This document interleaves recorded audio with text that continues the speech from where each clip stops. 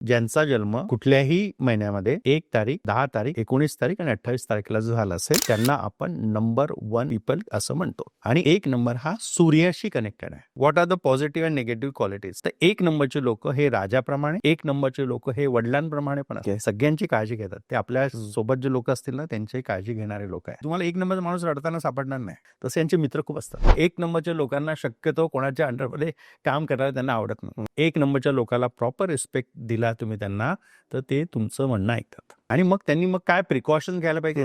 थोडं बोलायला straight forward असतं.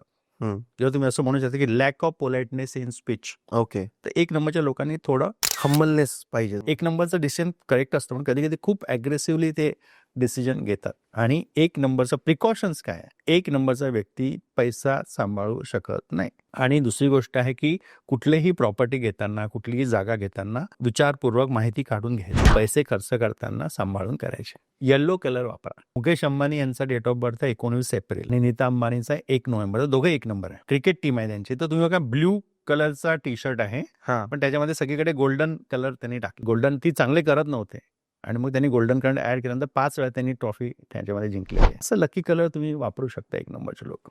ओके. कुठल्या करिअरमध्ये सक्सेस आहे 1 नंबर. पूर्ण व्हिडिओ बघण्यासाठी YouTube वर जाऊन बँटर विथ चेतन सर्च करा.